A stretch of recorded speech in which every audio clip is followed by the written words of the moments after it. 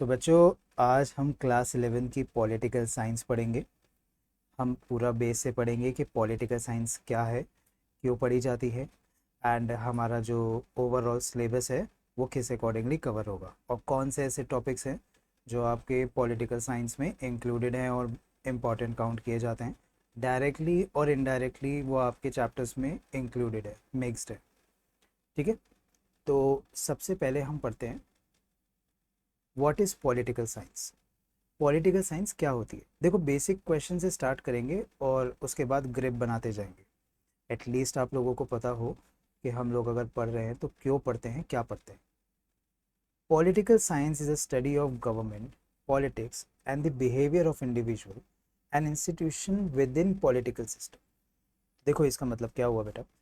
इसका सीधा सा मतलब हुआ कि अगर हम गवर्नमेंट की स्टडी करें कि गवर्नमेंट किस तरीके से पढ़ाई करती है, गवर्नमेंट किस तरीके से हमको पढ़ाती है, पार्ट क्या पढ़ाती है पॉलिटिक्स का, बिहेवियर क्या है इंडिविजुअल का, इंस्टीट्यूशंस का क्या है, ये जो पॉलिटिकल पार्टीज होती है या जितने भी हमारे डिपार्टमेंट बने हुए हैं, ठीक है, और पॉलिटिकल सिस्टम चलता किस तरीके से।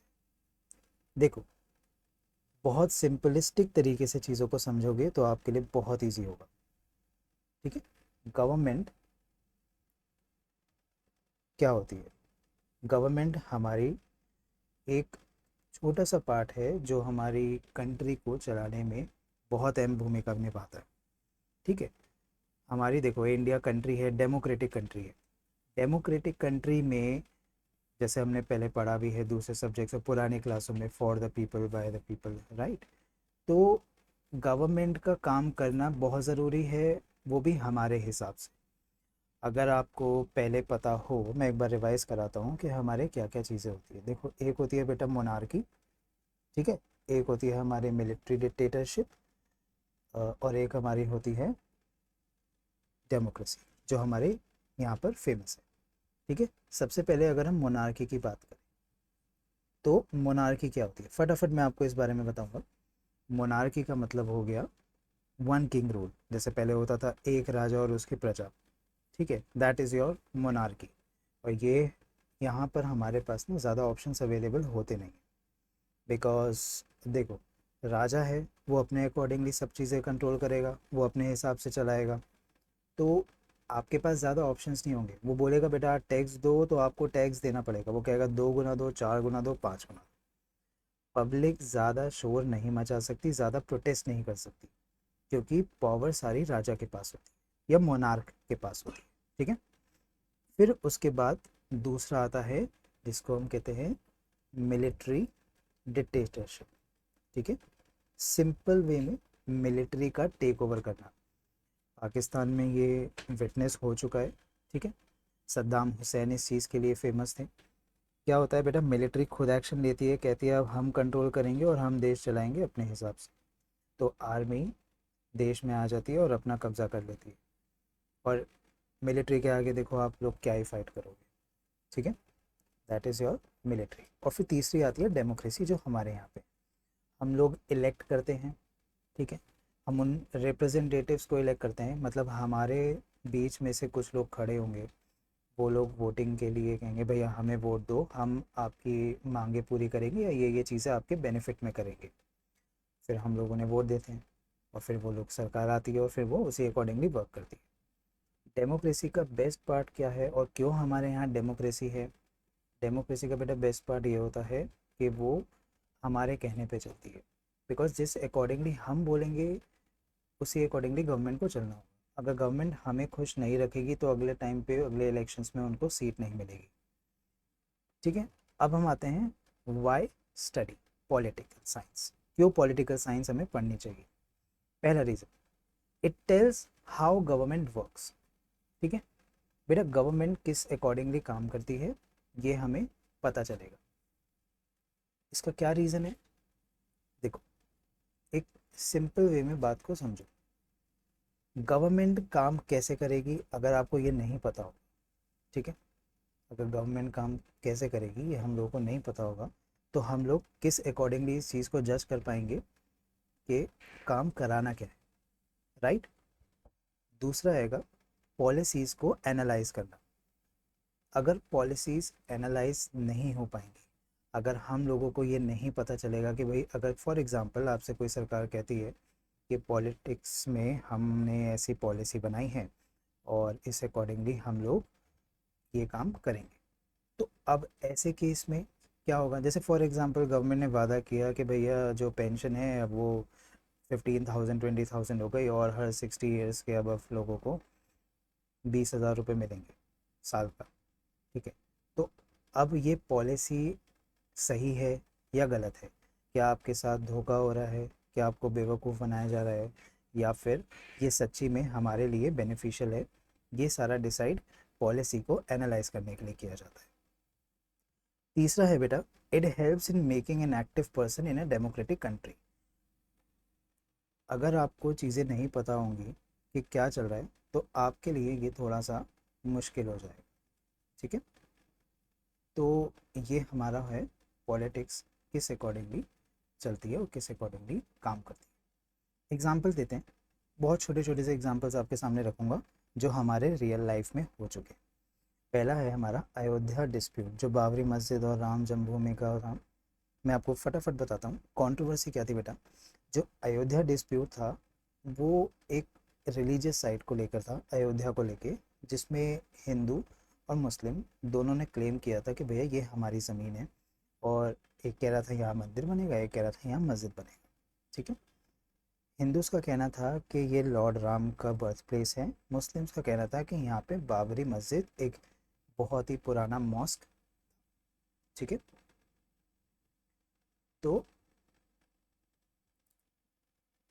बेटा अब सिंपल सा देखो, डिस्प्यूट बहुत ज़्यादा हुआ। क्यों? क्योंकि देखो हिंदूज मुस्लिम का बहुत ही पुराना झगड़ा है, दोनों रिलीजन आपस में नहीं दोस्ती रखते हैं या ज़्यादा टेंशन्स रहती है, दोनों को लगता है कि सामने वाला खिलाफ है।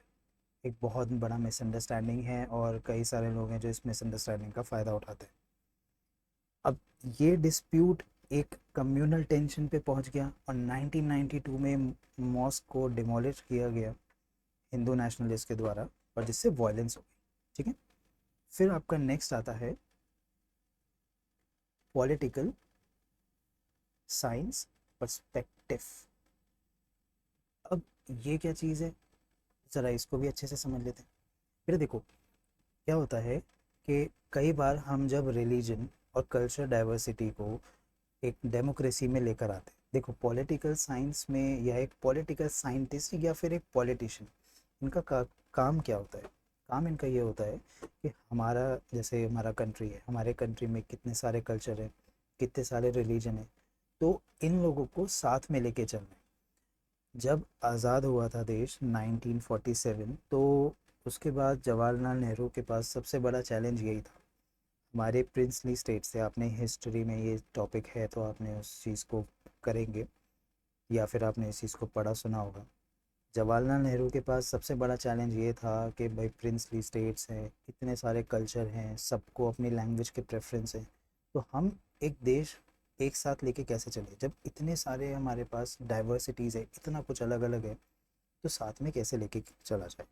ठीक है, ये चैलेंज पॉलिटिकल साइंस के पर्सपेक्टिव से क्लियर किया जा सकता है। भाई आपको पता होना चाहिए कि हम कौन से धर्म को, कौन से रिलीजन, कौन से कल्चर, कौन से स्टेट या जो भी हमारे पास डाइवर्सिटीज़ हैं उसको कैसे लेके चलें। ठीक है, फिर बेटा कॉमनवेल्थ स्कैम 2010 में हुआ था। ठीक है, करप्शन को लेके एलिगेशंस हुई थी कि भैया करप्शन किया गया है, मिसमैनेजमेंट किया गया है, फाइनेंशियल रेगुलेट इनरेगुलरिटीज़ हैं, मतलब फॉर एग्ज़ाम्पल 10 रुपये की चीज़ को 100 रुपये का चार्ज किया जा रहा है, और इस चीज़ को कॉस्ट ओवररन्स, सब स्टैंडर्ड इंफ्रास्ट्रक्चर। इसका मतलब क्या हुआ कि भैया या तो इंफ्रास्ट्रक्चर बहुत ख़राब है, आप सस्ता माल महंगे रेट पे चिपका रहे हो, और दूसरा हमारा था कि आपने कॉस्ट ही बहुत ज़्यादा उसमें इरेलीवेंट दी। तो इरेलीवेंट कॉस्ट और ये सारी चीज़ों को लेके कॉमनवेल्थ का स्कैम हुआ। कलमाड़ी इसके मेन कल्प्रिट कहलाए गए थे और उसके बाद आगे एक्शंस लिया गया था जो भी था। ठीक है, अब पॉलिटिकल साइंस पर्सपेक्टिव से भी हम एक बार समझ लेते हैं बेटा। कोई स्कैंडल होता है, ठीक है, कोई गवर्नमेंट है, देखो, अगर गवर्नमेंट कोई स्कैम करती है या कुछ इन्वॉल्व होती है, डेमोक्रेसी का मतलब क्या होता है कि भैया गवर्नमेंट को डर रहता है कि अगर हम कुछ गलत करेंगे तो सरकार गिर जाएगी। ऑपोजिशन पार्टी का काम क्या होता है कि वो प्रेशर बना के रखते हैं। अगर ऑपोजिशन पार्टी प्रेशर नहीं बनाएगी, अगर मीडिया अपना प्रेशर नहीं बनाएगी, लोग अगर इस चीज़ को सीरियसली नहीं लेंगे, तो गवर्नमेंट के लिए बहुत इजी हो जाएगा चीज़ों को मैनिपुलेट करना। पैसा, करप्शन, पैसा खाना, बड़े लोगों को बेच देना, कुछ प्रोजेक्ट स्कीम, कुछ स्कैंडल्स अभी भी ये होता है। बट आप ये सोचो कि अगर और चीज़ें नहीं होती तो ये और मैसिव लेवल पे और बड़े लेवल पे किया जाता। फिर बेटा, निर्भया का गैंग रेप केस, इस बारे में भी था, 2012 में हुआ था, बहुत प्रोटेस्ट हुआ था। ठीक है, पॉलिटिकल साइंस पर्सपेक्टिव इसका क्या कहता है? पॉलिटिकल साइंस पर्सपेक्टिव इसका ये कहता है कि अगर आप पब्लिक प्रोटेस्ट को देखें, अगर आप ये समझें कि भैया सरकार जो देख रही है जनता क्या चाहती है, जनता प्रोटेस्ट कर रही है, उसकी कुछ मांगे हैं, तो as a political scientist it will become easy for you to understand कि भाई हमें ये काम करना है, हमें ये काम नहीं करना। अच्छा, ये वाला बिल पास करेंगे, ये वाला बिल पास नहीं करेंगे। तो ये सब चीज़ें पॉलिटिकल साइंस के अकॉर्डिंगली समझी जाती है। देखो, ये भी एक साइंस है, ठीक है। इसको पढ़ना बहुत समझदारी और बहुत ज़रूरी होता है। यूजुअली हम लोग इसको बहुत हल्के में लेते हैं कि भैया सरकार है, राज्यसभा, लोकसभा। नहीं, political science is just not ये सब नहीं, बहुत आगे है, बहुत डाइवर्स है। I will try my best कि मैं आपको इतना डाइवर्स लेवल पे समझा सकूं कि अगर आप ये पढ़ रहे हैं तो आपको पता रहे कि आप क्या पढ़ रहे हैं, क्यों पढ़ रहे हैं। ठीक है, अब हम ज़रा एक बार ये देख लेते हैं कि अभी हम क्या पढ़ेंगे। आने वाले क्लासेस में आप कॉन्स्टिट्यूशन के बारे में पढ़ोगे, इलेक्शन के बारे में पढ़ोगे, लेजिस्लेशन के बारे में पढ़ोगे, जुडिशरी के बारे में, फेडरलिज्म के बारे में, लोकल गवर्नमेंट, फ्रीडम। एक एक करके फटाफट इस पे हम हाईलाइट कर देते हैं कि ये क्या चीज़ है। ठीक है, सबसे पहले कॉन्स्टिट्यूशन। बेटा, कॉन्स्टिट्यूशन क्या होता है? ये हमारा, it is the longest hand written constitution in the world. ठीक है, जो हिंदी और इंग्लिश दोनों में लिखा। ठीक है, पहला आपका ये हो गया कॉन्स्टिट्यूशन। आपको पता हो हमारा भारत का संविधान। ठीक है, तो वो लिखा क्यों गया था? ताकि हम देश को चला सकें अकॉर्डिंगली। ठीक है, दूसरा क्या है बेटा? It borrowed ideas from other Nations. हमारे कॉन्स्टिट्यूशन में अलग अलग आइडियाज़ लिए गए थे। ठीक है, फॉर एग्जांपल, जैसे suspension of fundamental rights during emergencies, ये वाला कंसेप्ट हमारा जर्मन कॉन्स्टिट्यूशन के द्वारा था। जो जर्मनी का कॉन्स्टिट्यूशन था उसका यही कहना था कि भैया अगर फंडामेंटल राइट्स को रोका जाना है तो वो सस्पेंशन के ड्यूरिंग रोको। मतलब आई एम नॉट सेइंग कि इसको रोको, बट अगर कोई इमरजेंसी लग गई, फॉर एग्जांपल चांदनी चौक में कोई इमरजेंसी लगी है, ठीक है, या कहीं भी साउथ एक्स कहीं भी, तो वहाँ पे जब इमरजेंसी लागू होगी तो किसी का फंडामेंटल राइट काम नहीं करेगा। हमारे फंडामेंटल राइट में जैसे एक होता है राइट टू लिव, कि एक आदमी को जीने का अधिकार है। अब मान लीजिए कि एक स्पेसिफिक एरिया है, ठीक है, let's suppose this is the area, और यहाँ पे राइट्स हो रहे हैं, यहाँ पे बहुत कुछ गलत हो रहा है, गोलियाँ चल रही हैं, सामान तोड़े जा रहे हैं। अब ऐसे में क्या करेंगे? आपको क्या लगता है? बातों से तो कंट्रोल नहीं होगा कोई। तो ऐसे केस में क्या किया जाएगा? मिलिट्री एक्शन लेगी, पुलिस एक्शन लेगी। तो अगर मान लीजिए ये वाला जो स्पेसिफिक है, अगर इसको नहीं रोका जाए, या हम कहें कि हम फंडामेंटल राइट्स को सस्पेंड नहीं करेंगे, तो कल को जिन लोगों ने राइट्स किए वो तो यही केस कर देंगे, जी हमारे साथ फंडामेंटल राइट्स का उल्लंघन किया गया है, तो भैया ये तो गलत है, फिर हमारे साथ तो अन्याय किया, तो हमें रोको। तो फिर क्या होगा? फिर तो ये तो हो गए ना, पहले चोरी फिर सीना चोरी। तो वो लोग तो सीधा कहेंगे कि भैया आपने तो इतना बड़ा गलत स्टेप ले लिया, अब आप क्या करोगे? सरकार गलत है, सरकार ने कुछ गलत किया है। तो ऐसे में गड़बड़ हो जाएगी। ऐसे में तो जो गुंडागर्दी कर रहे हैं वो तो आराम से बच निकलेंगे। तो इसलिए दे थॉट कि भाई बेटर है कि एक ऐसा करो, ये जर्मनी से इन्होंने लिया। फिर बेटा क्या है? It provides gender equality and prohibit discrimination based on gender, कि हमारा जेंडर इक्वालिटी हो, डिस्क्रिमिनेशन नहीं हो। ठीक है, मेल फीमेल ये जो पैट्रियार्की है, ये जो आपका मेल डोमिनेशन है या वट एवर इट इज़, जिस टाइप का भी डिस्क्रिमिनेशन है, स्पेसिफिकली जेंडर की बात करूँ मैं, तो वो चीज़ ना हो, ये हमारा कॉन्स्टिट्यूशन हमें गारंटी करता है। फिर नेक्स्ट इज इलेक्शन। अब इलेक्शन के बारे में थोड़ा पढ़ लेते हैं। फिर इलेक्शन इंडिया में, it is the world largest democracy, it hold fair and multiple phase elections using EVM. ठीक है, ईवीएम मतलब आपका इलेक्ट्रॉनिक वोटर मशीन्स, इसके द्वारा इलेक्शन लिए जाते हैं, वोट लिए जाते हैं, आई मीन टू से। ठीक है, सिटीजन्स जो 18 वर्षीय या 18 से ऊपर है वो इसमें पार्टिसिपेट करते हैं। ठीक है, and model code of conduct follow करते हैं। मॉडल कोड ऑफ कंडक्ट क्या होता है बेटा, कि अगर आप इलेक्शन में हैं, आप वोट दे रहे हैं, तो आप किसी को बताएंगे नहीं, आपके पास पूरा राइट है। 1 पर्सन 1 वोट होता है, ऐसा भी नहीं होता कि 1 पर्सन 2 या 3 बार वोट दे दे। ठीक है, उसके बाद एक इंक भी लगी जाती है स्पेसिफिकली, आपको जो है ना निशान लगा जाता है, उसमें देखा जाता है कि ऐसे करा जा रहा है, और ताकि एक सबूत रहे हमारे पास। ठीक है, फिर आते हैं हम नेक्स्ट पे, reserve seats which ensure representation and voting is a fundamental right and duty. बेटा रिजर्व सीट्स क्यों करी जाती है, जब हमें पता है कि हमारे कास्ट सिस्टम है, there are certain caste, there are certain people, group of people, जिनको अधिकार वो नहीं मिल पाता, जिनको वो बेनिफिट्स नहीं मिल पाते जो यूजुअली सबको मिले जाते हैं। ठीक है, तो इसके लिए हमने क्या कर रखे हैं, रिजर्वेशंस कर रखे हैं, सो दैट कि अगर सीट्स, जैसे मान लीजिए विमेन के लिए सीट रिजर्व्ड है, तो उनके साथ कोई अन्याय ना हो, उनको दिक्कत ना हो, और वो अपने आराम से फेयरली उस चीज़ को ले सके। कई लोग इसके खिलाफ़ हैं, कई लोग इसके खिलाफ़ नहीं हैं, बट अगर आप एज अ पॉलिटिकल साइंटिस्ट इस चीज़ को समझें, एज अ स्टूडेंट इस चीज़ को समझें, तो देखिए it is it is a fair deal. Because अगर आपको पता है कि आपके रिसोर्सेज प्रॉपरली मैनेज नहीं है, अगर आपको ये पता है कि भाई एक फ़लाना ढिमकाना जगह है, जैसे होता नहीं, वो कहते हैं एक बहुत फेमस है कि भाई अमीर अमीर बनता जा रहा है, गमीर और गरीब होता जा रहा है। ठीक है, अगर आपको पता है कि जो रिच है और जो पुअर है, उसमें रिच वाले लोग रिच होते जा रहे हैं, पुअर वाले लोग पुअर होते जा रहे हैं, तो ऐसे में बैलेंस क्या हो, तो ऐसे में रिजर्वेशन हमारा बैलेंस करता है इन चीज़ों को। ठीक है, इस बैलेंस से जो लोगों को हक मिलना चाहिए वो मिलता है, एटलीस्ट हम लोग ट्राई करते हैं कि पूरा मिले। नेक्स्ट हमारा यहाँ पर है लेजिस्लेचर। अब लेजिस्लेचर क्या बेटा, यानी कानून। ठीक है, अब देखो, लोकसभा होती है, सॉरी, लोकसभा होती है जिसके बारे में आपने बहुत अच्छे से पढ़ा है। ठीक है, लोकसभा, राज्यसभा, एक काम करता हूँ मैं ब्लू वाला पेन यूज़ करता हूँ। ठीक है, लोकसभा जिसको हम कहते हैं house of the people, Rajya Sabha जिसको हम कहते हैं काउंसिल ऑफ स्टेट्स। लोकसभा में बेटा लोगों के द्वारा, जैसा कि उसका नाम है, लोगों के द्वारा, सिटीजन्स के द्वारा मेंबर्स को सिलेक्ट किया जाता है। राज्यसभा में इनडायरेक्टली इलेक्ट किए जाते हैं स्टेट लेजिस्लेचर्स के द्वारा, यानी जो उसमें कुछ स्पेसिफिक मेंबर्स होते हैं वही डिसाइड करते हैं कि भैया कौन पार्टिसिपेट करेगा और कौन नहीं करेगा। ठीक है, अब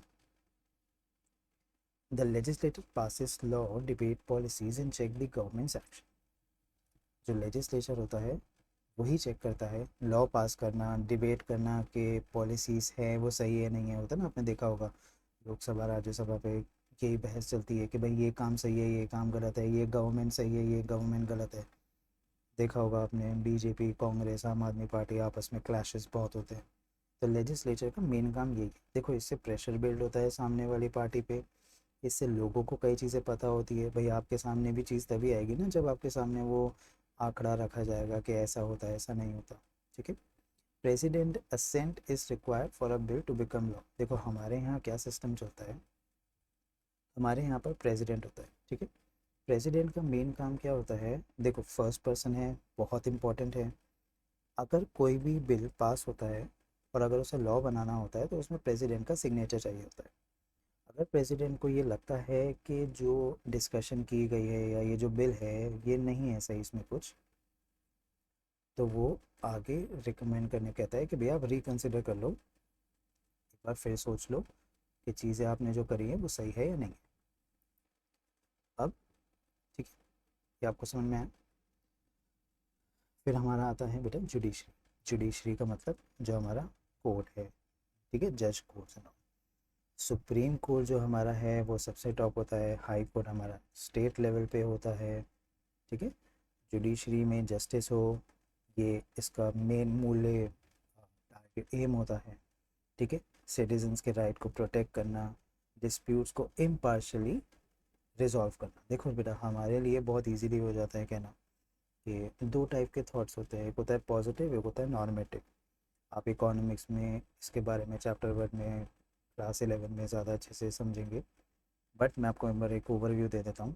पॉजिटिव थॉट्स का मतलब होता है कि जब आप किसी आंकड़ों के, किसी स्टैटिस्टिकल एनालिसिस, किसी प्रूफ के साथ आप कहते हो भाई ये चीज़ें ऐसी हो रही हैं।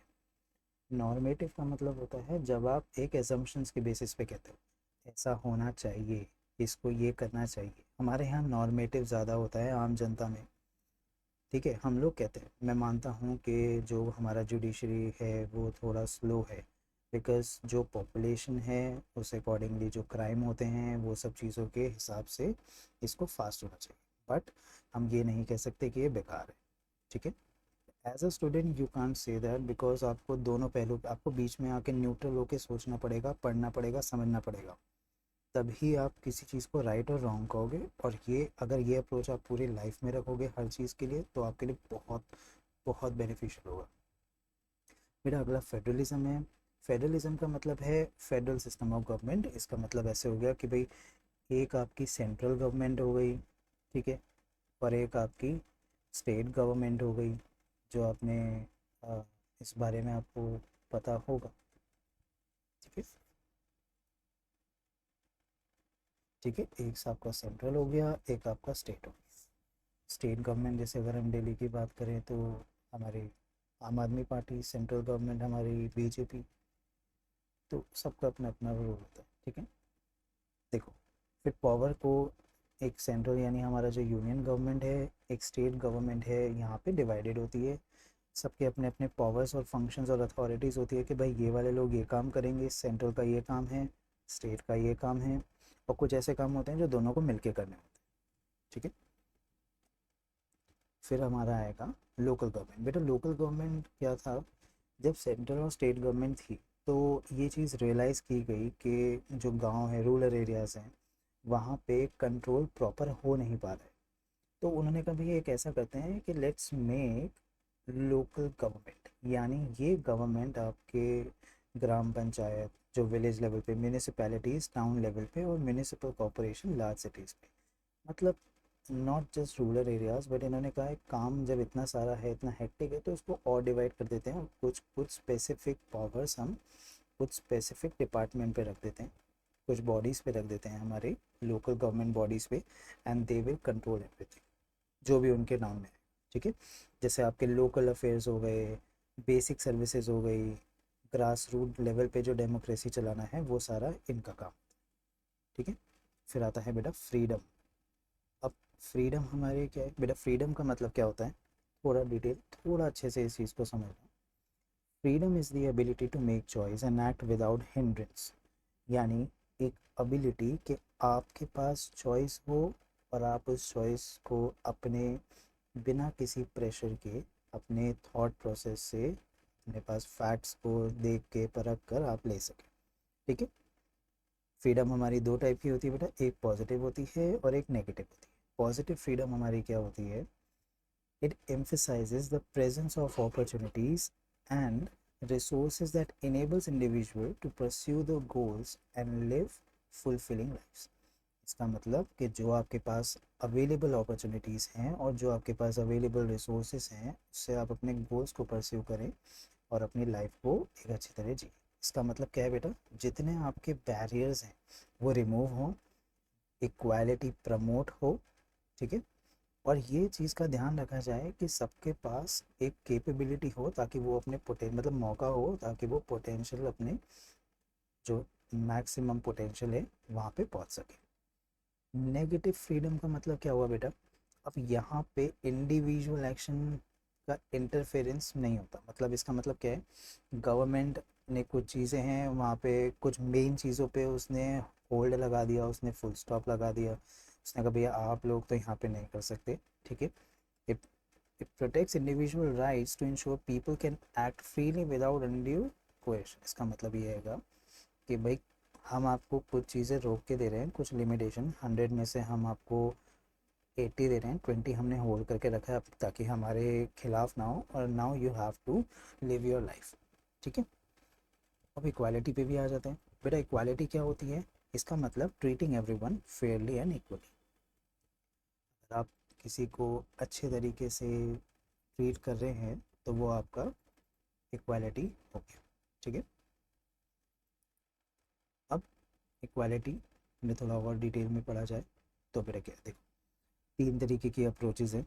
ठीक है। एक है सिविल राइट अप्रोच, दूसरी है सोशल जस्टिस अप्रोच, तीसरी है अफर्मेटिव एक्शन अप्रोच। फटाफट आपको मैं बताता हूँ ये क्या है। सिविल राइट्स अप्रोच का मतलब है to ensure equal legal rights and freedoms for all citizens. इसका मतलब कि सारे लोगों को बराबर के राइट्स मिले, फ्रीडम मिले। ठीक है। उनके बैकग्राउंड के अकॉर्डिंगली उनको जज ना किया जाए कि भैया तुम इस कास्ट के हो, तुम इस स्किन कलर के हो, तुम फलाना ढिमकाना जगह के हो तो हम तुम्हें देंगे नहीं देंगे, ऐसा कुछ नहीं। इक्वालिटी, वही तो हमारा मेन पर्पस है, राइट। फिर हमारा आता है सोशल जस्टिस अप्रोच। बेटा सोशल जस्टिस अप्रोच का मतलब होता है reducing social and economic inequalities among people and promoting the welfare of disadvantages groups. ठीक है। तो सोशल जस्टिस आपका क्या बताता है बेटा? सोशल जस्टिस हमें ये बताता है कि हम सोसाइटी में सोशली डिसएडवांटेजेस ग्रुप को डिस्क्रिमिनेट ना करें और प्रॉपरली ट्रीट किया जाए। एफर्मेटिव एक्शन अप्रोच का मतलब क्या होता है?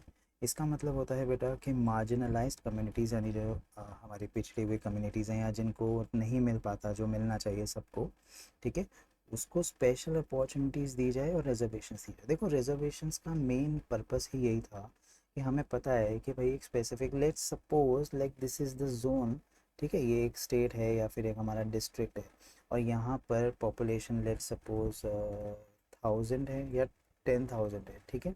10,000 में अगर हम ये मान के चलें कि 5,000 लोग हैं जिन पे सारी बेसिक इम्यूनिटीज़ पहुंच रही है।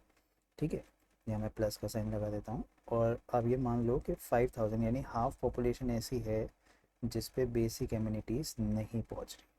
तो अब ऐसे में एक गवर्नमेंट की एक पॉलिसी जो है उसका क्या मेन रोल होता है? गवर्नमेंट क्या करना चाहिए? गवर्नमेंट का मेन पर्पस तो यही है ना कि दे हैव टू कंसिडर कि भैया अगर ये 5,000 लोगों पे अगर नहीं पहुंच रहा तो कैसे पहुंचा जाए, है ना। इसके लिए रिजर्वेशंस होता है, इसके लिए स्पेशल अपॉर्चुनिटीज होती है। ठीक है। कई मामलों में ये चीज़ अच्छी है, कई मामलों में बुरी है, but you have to consider एक बड़े लेवल पे। हम एक स्पेसिफिक चीज़ को देख के नहीं कर सकते, बिकॉज देखो आपको देश चलाना है, आप एक स्पेसिफिक पे करोगे तो वो डेमोक्रेसी कैसी रहेगी। ठीक है। अब बेटा सोशल जस्टिस पे आ जाते हैं। सोशल जस्टिस का मतलब क्या होता है? It aims to ensure fairness and equality in society, particularly for marginalised group. मतलब बेटा वही वाली बात है, फेयरनेस, सब कुछ फेयर हो, कोई चीटिंग ना हो, इक्वालिटी हो सोसाइटी में स्पेसिफिकली मार्जिनलाइज्ड ग्रुप के लिए। क्योंकि हमें पता है कि जिसके साथ अनफेयर हो रहा है अगर हम उसी को फेयर नहीं कर पा रहे तो कैसा जस्टिस, राइट। 3 अप्रोचेज हैं बेटा जस्टिस की। पहली आपकी है डिस्ट्रीब्यूटिव अप्रोच। डिस्ट्रीब्यूटिव अप्रोच का मतलब क्या होता है? Fair distribution of resources, fair distribution of resources and opportunities to reduce inequalities and uplift disadvantages communities. तो इसका मतलब क्या हुआ? इसका मतलब हुआ कि जो इनइक्वालिटीज़ हैं वो कम करी जाएं। ये जो गैप है, हमारा जो मेन गैप है ना, हम क्यों लैक करते हैं, हमारा देश या कोई भी देश है क्यों लैक करता है? कि बेटा ये आपका है डेवलपमेंट जिसको मैं पॉजिटिव बोलूँ, ठीक है, और ये हमारा है नेगेटिव। तो अब ये गैप कैसे बढ़ता है? जब नेगेटिव और नेगेटिव होता जाता है, पॉजिटिव और पॉजिटिव होता जाता है। ठीक है। भाई ये वाले तो ऑलरेडी चीज़ों को प्लेजर ले रहे हैं, इनके पास चीज़ें हैं, ठीक है, इनके पास हर चीज़ है जो है एक नॉर्मली जो चाहिए, पर उनको और मिल रहा है। पर इनका क्या, इनको जो बेसिक चीज़ें चाहिए जो एक ज़िंदा रहने के लिए चाहिए, इनको वही बहुत मुश्किल से मिल रहे हैं, उसी चीज़ के वांदे हैं। ठीक है। तो ये हमारा सोशल जस्टिस का पहला अप्रोच है जिसे डिस्ट्रीब्यूटेड कहते हैं। दूसरा हमारा करेक्टिव अप्रोच है। करेक्टिव अप्रोच का मतलब हुआ बेटा कि इनजस्टिस, हिस्टोरिकल इनजस्टिस। कैसे? जैसे आपको पता है कि वही मार्जिनलाइज ग्रुप है। मार्जिनलाइज ग्रुप का क्या प्रॉब्लम है? हमारे जो इंडिया में एक कास्ट सिस्टम चला है, जो हमेशा से बोला जाता है या समझा जाता था कि भैया अलग अलग टाइप के कास्ट लेवल्स होते हैं।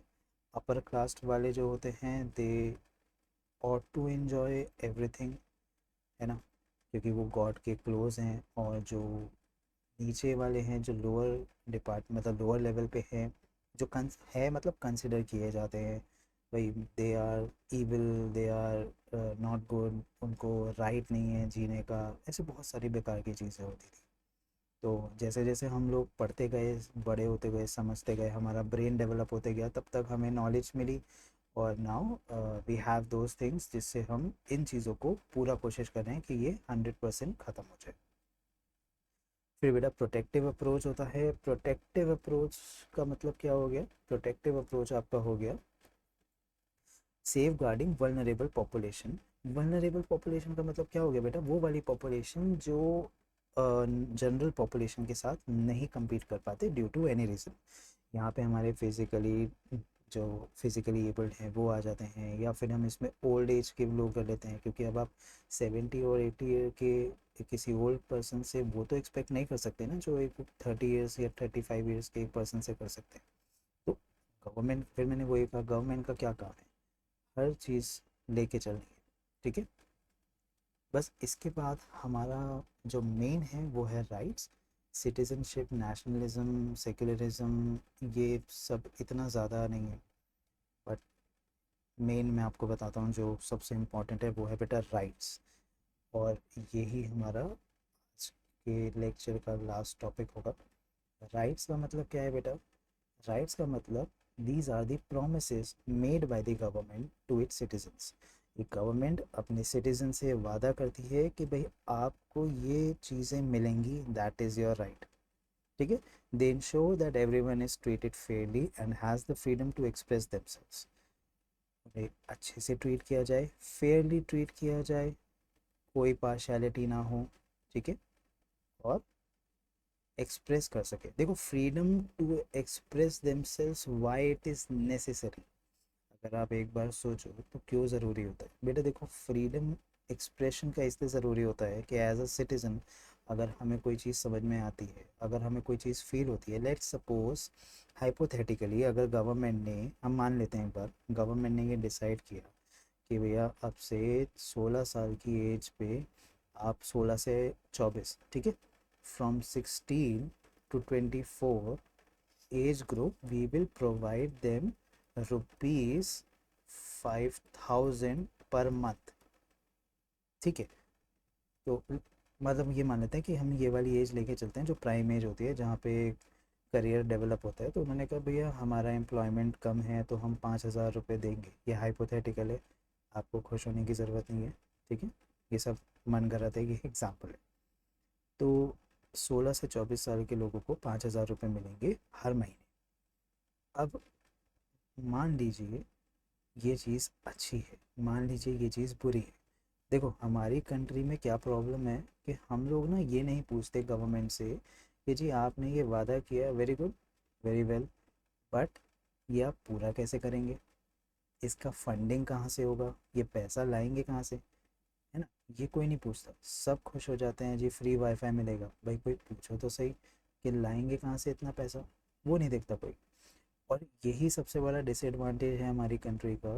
बिकॉज अगर हम ये क्वेश्चन पूछने लग जाएं, हम कहें जी ऐसा है, आप सामने रख लीजिए हमारे, आप कह रहे हैं कि 500 करोड़ का प्रोजेक्ट है, 1000 करोड़ का प्रोजेक्ट है, आप सामने रख दो, बताओ जी हम यहाँ से गैदर करेंगे, हम यहाँ से एक्यूमुलेट करेंगे फंड, यहाँ से पैसा उठाएंगे, या ये प्राइवेट सेक्टर है, ये हमारे यहाँ इंक्लूड होगा, जॉइंट वेक्टर होगा, फलाना ढिमकाना जो भी है, ठीक है। अब ये वाला प्लान जो आपका हैगा 5000 रुपये का, अब आपको ये अच्छा लगता है या नहीं लगता है, ये आप अगर बात बोलेंगे ही नहीं तो पता कैसे चलेगा गवर्नमेंट को, ठीक है।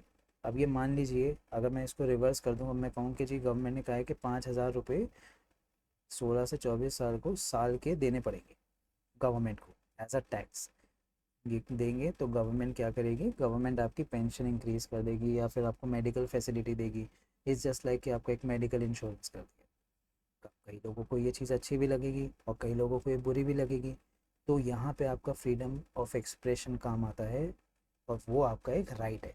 क्योंकि अगर आपको बोलने का ही अधिकार नहीं होगा बच्चे, तो आप एक बात बताओ, फिर आप कैसे, कैसी गवर्नमेंट आपकी हुई, कैसी डेमोक्रेसी हुई, जब आपको यही नहीं बता सकते कि जी ये चीज़ अच्छी है, ये चीज़ बुरी है ना।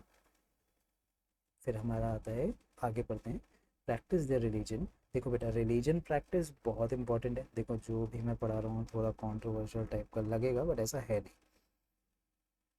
हमारे यहाँ पे इतने सारे रिलीजन है, ठीक है, सब रिलीजन को इक्वालिटी मिलती है। लोग कहेंगे कि भाई ये वाला रिलीजन सुपीरियर है, ये है, 10 तरीके की बातें करते हैं। बट हम लोग समझदारों की तरह अगर बात करें, एक इंटेलेक्चुअल पर्सन की तरह बात करें, जो कि हम लोग हैं, तो ये रिलीजन प्रैक्टिस करना हमारा कॉन्स्टिट्यूशन हमें अधिकार देता है। और अगर हम अपने कॉन्स्टिट्यूशन की ही नहीं माने तो हमारा देश तो है ही नहीं। भाई कॉन्स्टिट्यूशन की वजह से कोई कंट्री चलती है। अगर कॉन्स्टिट्यूशन को ही हम लोग निगलेक्ट करने लगेंगे तो हमारी कंट्री का एग्जिस्टेंस तो ख़त्म ही हो जाएगा एक तरीके से। अब हम देखते हैं राइट्स, फटाफट मैं आपको इसका क्लोजर देता हूँ सो दैट आप भी ज़्यादा बोर ना हो। Fundamental rights, directive principles of state policies, फटाफट समझते हैं क्या ये चीज़ है। बेटा फंडामेंटल राइट्स आपके वो बेसिक राइट्स होते हैं जो हर सिटीजन को गारंटी दी जाती है, जैसे राइट टू इक्वालिटी, भाई आपके साथ बराबरी ट्रीटमेंट दिया जाएगा। फ्रीडम ऑफ स्पीच, कि आपको बोलने का अधिकार है, बट इसका मतलब ये भी नहीं कि आप गाली गलौज करें, वो गलत है, ठीक है। प्रोटेक्शन अगेंस्ट डिस्क्रिमिनेशन, आप पे किसी भी टाइप का डिस्क्रिमिनेशन ना हो, किसी भी टॉपिक पे ना हो, इक्वली ट्रीट किया जाए। अगर किसी का फंडामेंटल राइट वायलेट होता है तो बेटा फिर वो कोर्ट में जा सकता है जस्टिस के लिए। अगर आपके फंडामेंटल राइट ब्रेक होते हैं तो आप सुप्रीम कोर्ट जा सकते हैं। सुप्रीम कोर्ट आपके फंडामेंटल राइट्स को प्रोटेक्ट करता है। You don't have to go to district और हाई कोर्ट, आप सीधा जा सकते हैं सुप्रीम कोर्ट। फिर हमारा डायरेक्टिव प्रिंसिपल्स आता है बेटा। Directive principles of state policies क्या होता है, these are the guiding principles for the government to promote the welfare of the people. इसका मतलब क्या हुआ, ये चीज़ें बताती हैं भाई गवर्नमेंट को ये करना चाहिए, ये गवर्नमेंट की ड्यूटी है। एजुकेशन प्रोवाइड करना, हेल्थ केयर सर्विस प्रोवाइड करना, लाइवलीहुड अपॉर्चुनिटी सिटीजन्स को देना, ये सारा काम है गवर्नमेंट का, ठीक है। और ये उनकी डायरेक्टिव पॉलिसीज, डायरेक्टिव प्रिंसिपल्स है। तो बेटा ये हमारा आज का लेक्चर है, ठीक है। और मैं उम्मीद करता हूँ कि आप इसको ढंग से पढ़ें, ढंग से समझें, खुले दिमाग से, ठीक है। और आपको ये पसंद आए तो डेफिनेटली आगे आप इस चीज़ के लिए एनरोल कीजिए।